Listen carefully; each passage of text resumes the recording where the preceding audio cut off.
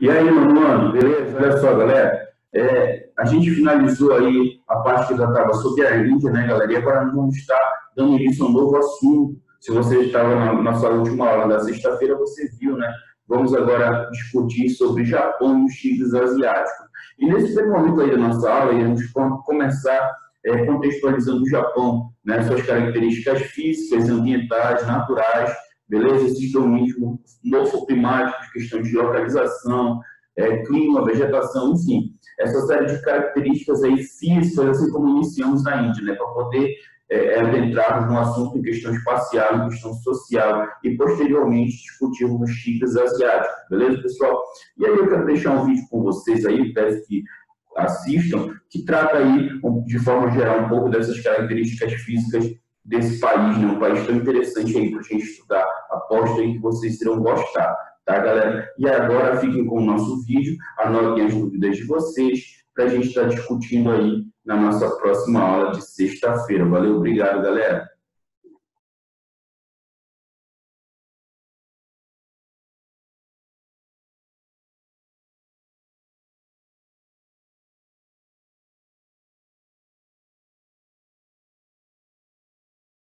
Konnichiwa! Olá, pessoal! Isso aí foi o nosso querido Renan, que está aí atrás das câmeras, que me ensinou. Konnichiwa seria o olá, boa tarde. Ele disse, queridos amigos japoneses, se ele estiver errado, a culpa é dele. Mas a ideia foi criar todo um clima para falar do Japão, ok? Tema da nossa aula é o Japão. Japão que tem uma história de formação de sociedade, de economia, de seu espaço geográfico extremamente interessante. É uma história de construção e de reconstrução, né? Com superação de dificuldades e talvez a maior dificuldade que o Japão tenha superado ao longo de sua história, ou tenha procurado superar, tenha sido as dificuldades apresentadas pela limitação física. Por quê? Você sabe que tem o Japão, ele é formado ali por um arquipélago, né? Onde você tem uma ilha maior, que fica sobre uma área de encontro de placas tectônicas, o que significa que é um território, extremamente instável. Os lugares que ficam sobre áreas de contato de placas tectônicas sentem muito mais o movimento das placas tectônicas e, consequentemente, sofrem abalos sísmicos frequentemente. A gente pode lembrar que muito recentemente houve a tsunami no Japão, né? Aquela tsunami que chamou a atenção do mundo principalmente por ter afetado principalmente por ter afetado uma usina nuclear que corria risco de vazamento. E aí levantou-se toda a questão em relação à produção de energia a partir de usina nuclear. Por que acontece uma tsunami? A tsunami é aquela onda gigante, né? Aquela onda gigante. O professor Renato Pelizari diria o seguinte: a onda gigante vem se formando no mar, se aproxima da costa e putruf! Destrói o que há na costa. Ok? O que leva à formação dessa onda gigante? Um terremoto, um abalo sísmico no fundo do mar.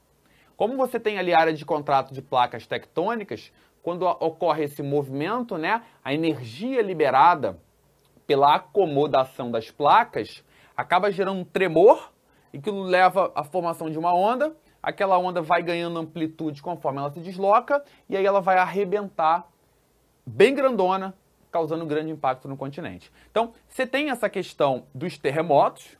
O japonês se adaptou à presença de terremotos. Você tem construções feitas, por exemplo, sobre superfícies, estruturas que são maleáveis, né, peças de mola, para quando houver o tremor não haver desmoronamento. Agora, a questão de também estar sobre a área de encontro de placas tectônicas leva, a um território que já é pequeno e se torna menor ainda em função da presença de relevo de maior altitude. Porque nesse relevo de maior altitude torna-se muito difícil a ocupação humana através de atividades econômicas, a criação de cidades, a presença de população explorando o espaço. Então você tem um território que já é pequeno e é ainda mais restrito no que diz respeito a áreas planas, onde seria possível a prática de atividades econômicas com maior produtividade, né? A prática da agricultura, a criação de indústrias com meios de transporte eficientes. Esse espaço para isso, onde isso é possível, é muito restrito. E também a segunda coisa seria que esse território de formação muito recente e instável, ele acaba sendo muito pobre na presença de recursos minerais essenciais para a indústria moderna. Você sabe, por exemplo, que o petróleo e o carvão mineral são encontrados em áreas de bacia sedimentar, que grande parte dos recursos minerais, como o minério de ferro, que são importantes para a indústria moderna, eles são encontrados em áreas de escudos cristalinos.